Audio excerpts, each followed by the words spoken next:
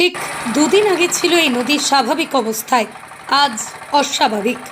Farakka ব্যারেজের gate খুলতে রাতারাতি জলমগ্ন হয়ে পড়েছে সমস্ত নদী নালা। ঘুম হারিয়েছে সীমান্তবর্তী এলাকার সাধারণ মানুষের। বিশাল চিন্তিত আমরা। বাড়ি ঘরে আমরা থাকবো কি করে? বাড়ি ঘরে জল ঢুকছে, গরু বাছুরের খাবার নাই, মাঠের ফসল ডুবে গেল। আর এই নিয়েই প্রশাসনিকভাবে রেড জোন জারি করেছে জলঙ্গি, রানীনগর 2, ভগবানগোলা 2 সহ বেশ কয়েকটি সীমান্তবর্তী ব্লক। আর ব্লকের তরফ থেকে সীমান্ত দিয়ে লাগাতার প্রচার করে চলেছে সাধারণ মানুষকে সতর্ক থাকার বিষয়ে, কারণ যে কোনো মুহূর্তে বন্যায় প্লাবিত হতে পারে নদী গা ঘেঁষা গ্রামগুলো। আমরা নদীর পার্শ্ববর্তী এলাকা কেন্দ্রিক বসবাসকারী মানুষ। হঠাৎই রেড অ্যালার্ট জারি হওয়ায় আমরা যথেষ্ট আতঙ্কিত হয়ে পড়েছি।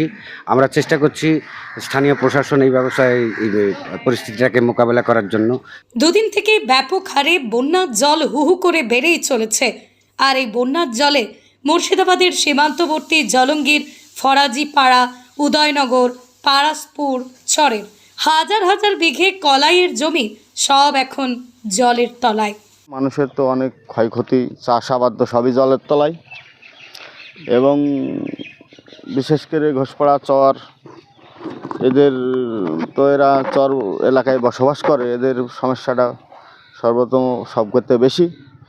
তাই তো প্রতিদিনের মতো এই দিনও 4 বাসিন্দাদের কথা ভেবে নৌকায় চেপে সীমান্ত পরিদর্শন করলেন ঘোষপাড়া গ্রাম পঞ্চায়েতের প্রধান ফিরোজ আলী।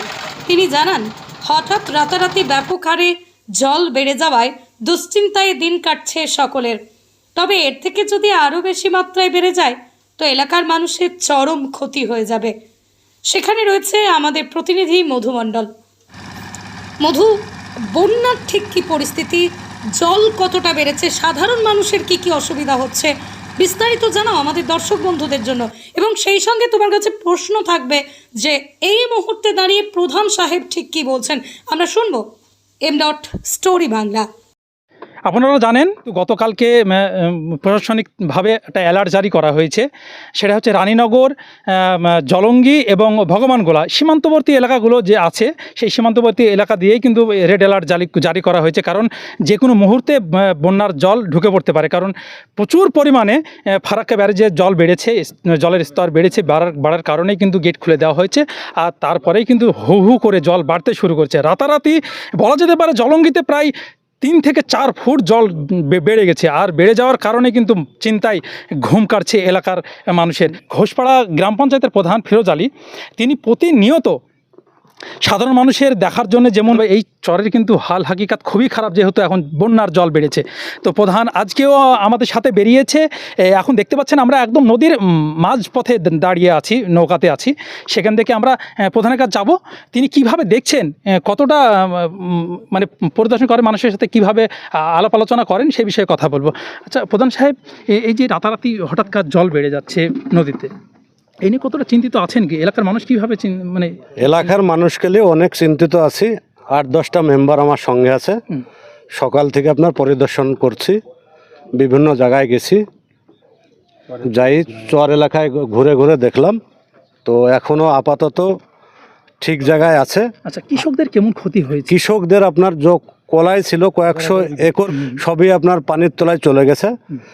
আর এখন মানে আর 1 ফুট যদি জল বেড়ে যায় আপনার, তাহলে যা বাড়িঘর আছে আমাদের 3টি গ্রাম আছে, সেগুলো আপনার নদীর তলিয়ে যাবে।